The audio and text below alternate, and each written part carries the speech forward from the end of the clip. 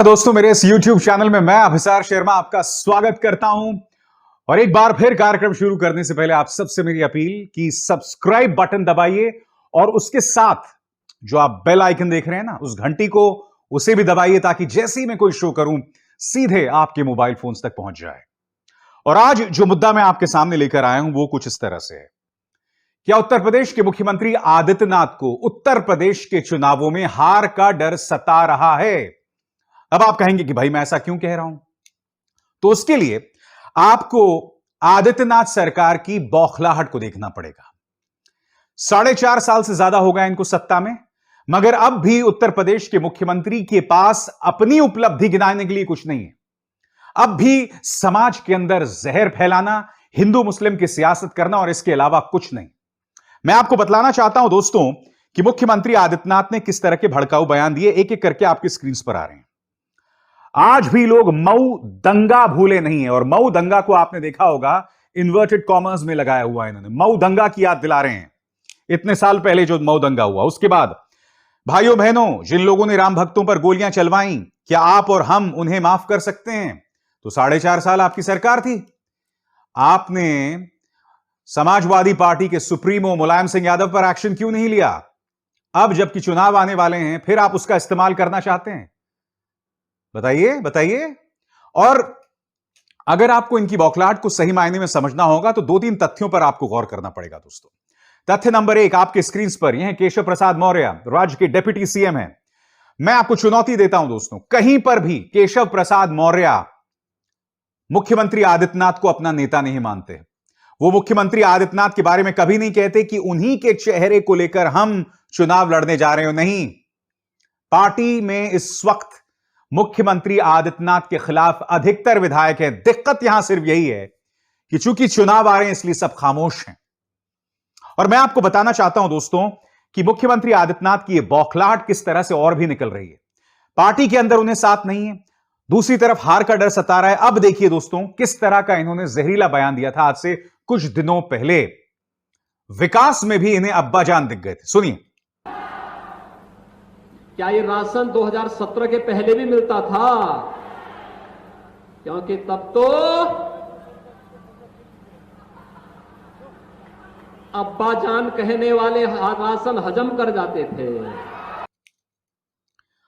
दरअसल मुख्यमंत्री आदित्यनाथ की बौखलाहट की एक और वजह है, और वो बौखलाहट की वजह यह है दोस्तों कि उनके जो मुख्य प्रतिद्वंद्वी हैं अखिलेश यादव, वो लगातार जो है वो बड़े बड़े नेताओं के साथ गठबंधन कर रहे हैं, उनके साथ मुलाकात कर रहे हैं। आपके सामने वीडियो ओम प्रकाश राजभर ने मुलाकात की है अखिलेश यादव से। आप जानते हैं पिछड़ी जाति के दिग्गज नेता हैं ओम प्रकाश राजभर, और वो कह रहे हैं कि हमें एक भी सीट ना दें अखिलेश यादव, फिर भी हम उनके साथ मिलकर चुनाव लड़ेंगे। हालांकि ओम प्रकाश राजभर जी पर कितना विश्वास किया जा सकता है तो वक्त बताएगा, मगर यह चिंता जो है लगातार खाई जा रही है उन्हें।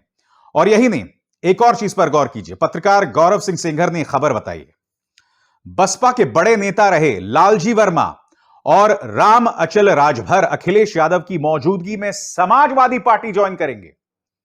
ये दोनों जो हैं, अब लालजी वर्मा जो हैं बहन मायावती के बाद दूसरे बड़े नेता थे, पिछड़ी जाति के दिग्गज नेता हैं दोस्तों। बीएसपी विधायक दल के लेजिस्लेटिव असेंबली के नेता भी थे, और यह अपने आप में बतला रहा है कि किस तरह से पिछड़ी जाति की जो तमाम नेता हैं अब वो धीरे धीरे अखिलेश यादव की तरफ बढ़ रहे हैं। यही नहीं, अखिलेश यादव चुपचाप जो है पर्दे के पीछे काम कर रहे हैं। हर हफ्ते उनके पार्टी के नेता जो हैं वो ब्राह्मण सम्मेलन करते हैं। यानी कि अखिलेश यादव की लगातार कोशिश है कि तमाम जातियों को मैं अपने साथ जोड़ूं, क्योंकि वो जानते हैं उनके सामने चुनौती एक ऐसी पॉलिटिकल पार्टी की है, यानी कि बीजेपी की, जो वोटर को हिंदुओं और मुसलमानों में बांट देता है। और जब धार्मिक आधार पर वोट बढ़ जाता है ना, तब जातियां पूरी तरह से बिखर जाती हैं। अखिलेश यादव यहां पर खासी मेहनत करते दिखाई दे रहे हैं। हालांकि राजनीति की बदनसीबी है कि हमारे राजनेता धर्म और जाति के आधार पर कितनी मेहनत करते हैं दोस्तों, कई बार जहर भी बोते हैं।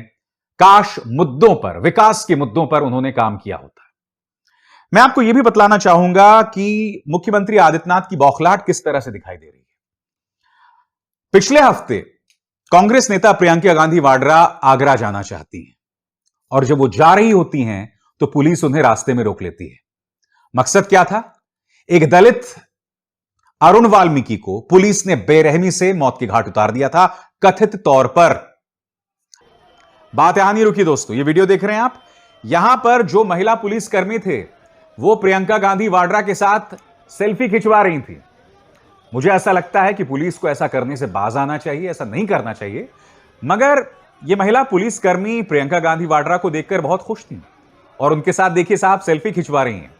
इससे आदित्यनाथ प्रशासन इस कदर बौखला गया कि उन्होंने इन महिला पुलिसकर्मियों को कारण बताओ नोटिस जारी कर दिया है कि भाई आप प्रियंका गांधी वाड्रा के साथ सेल्फी क्यों खिंचवा रहे थे। तो मुख्यमंत्री आदित्यनाथ, यह तस्वीर देखिए आपकी स्क्रीन पर, एक पुलिस वाला आपको तिलक कर रहा है। यह तस्वीर सही है? मैं नहीं भूला हूं, मैंने कई वीडियोस देखे थे जिसमें एक पुलिसकर्मी आपके पांव छू रहा था। वो वीडियो सही है। आप भक्तों के लिए महाराज होंगे, मगर एक राज्य के मुख्यमंत्री, एक प्रशासनिक पद पर हैं। पुलिस अगर आपकी चरण वंदना करेगी तो राज्य के अंदर कानून व्यवस्था का क्या हाल होगा, इसके बारे में सोचा ही जा सकता है। और सोचा क्या जा सकता है, सभी देख रहे हैं। अब जब प्रियंका गांधी को फाइनली इन्होंने इजाजत दी, वो मिलने गई और जो उन्होंने वहां पर हालात बयान किए ना दोस्तों, वो सिहरन पैदा करने वाला है। दोस्तों, आदित्यनाथ सरकार इस कदर बौखलाई हुई है कि आम आदमी पार्टी के नेता संजय सिंह तिरंगा यात्रा निकालना चाहते थे और आम आदमी पार्टी नेता संजय सिंह की तिरंगा यात्रा को भी इन्होंने इजाजत नहीं दी।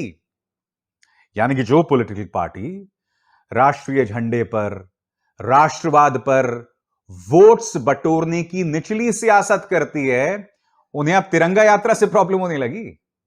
बताइए, अगर किसी और राज्य के मुख्यमंत्री ने किया होता तो इनके जो पालतू गुल्लू और कालू हैं, पता है ना गुल्लू कालू कौन है? गुल्लू और कालू मुख्यमंत्री आदित्यनाथ के पालतू कुत्ते हैं और मैं गुल्लू और कालू पालतू मीडिया को कहता हूं। अगर किसी और मुख्यमंत्री ने तिरंगा यात्रा पर रोक लगा दिया होता तो प्राइम टाइम में चीख चीख कर ये लोग टीवी स्क्रीन से बाहर आके फट पड़ते, मगर तिरंगा यात्रा को रोका गया। ये तमाम चीजें दोस्तों दिखा रही हैं बौखलाहट। और दूसरी तरफ, चूंकि इनको लगता है कि आखिरकार हम हिंदू मुस्लिम, हिंदू सिख करके चुनाव जीत जाएंगे, तो असली मुद्दों से लोगों का ध्यान भटकाया जा रहा है और धीरे धीरे पर्दे के पीछे बड़े अपराधों पर, भारतीय जनता पार्टी के नेताओं पर जो दाग लगा हुआ है उसे धोने का प्रयास है। यह वीडियो मोनू मिश्रा, लखीमपुर खीरी हत्याकांड में किसानों की हत्या का आरोपी, इन्हें एयर कंडीशन अस्पताल में भर्ती किया जा रहा है क्योंकि इनकी तबीयत खराब है। एयर कंडीशन ट्रीटमेंट मिल रहा है साहब, देख रहे हैं आप। और अभी तक उनके पिता अजय मिश्रा, जिनका नाम FIR में है दोस्तों, उत्तर प्रदेश की पुलिस ने यह कहा है कि अजय मिश्रा अपने बेटे मोनू मिश्रा के साथ मिलकर किसानों की हत्या की साजिश कर रहे थे। यह FIR के अंदर है। उन्हें अब तक पद से नहीं हटाया गया है। कायदे से उन पर कानूनी कार्रवाई होनी चाहिए, मगर उन्हें नहीं हटाया गया है। तो यह खेल हो रहा है दोस्तों उत्तर प्रदेश के अंदर। मगर इसके जरिए कहीं ना कहीं भारतीय जनता पार्टी की बौखलाहट दिख रही है। भारतीय जनता पार्टी को यह भी दिख रहा है कि हम सत्ता में तभी आसीन होंगे जब समाज के अंदर एक बार फिर हिंदुओं और मुसलमानों का विस्फोटक जो है छोड़ा जाए, बंटवारा किया जाए, और उनकी कोशिश लगातार उसी दिशा में है। मगर मैं उम्मीद करता हूं कि राज्य की जनता मुद्दों पर वोट करेगी, विकास के मुद्दों पर वोट करेगी, और उम्मीद करता हूं कि आने वाले दिनों में हम उसी तरह की तस्वीर भी चुनावी परिणामों में देखेंगे। एक बार फिर मेरी आप सबसे अपील कि इस कार्यक्रम को, हमारे YouTube चैनल को सब्सक्राइब कीजिए, बेल आइकन को दबाइए, ताकि मैं आपके मुद्दे लगातार उठाते रहूं, आपकी ताकत बनकर। नमस्कार।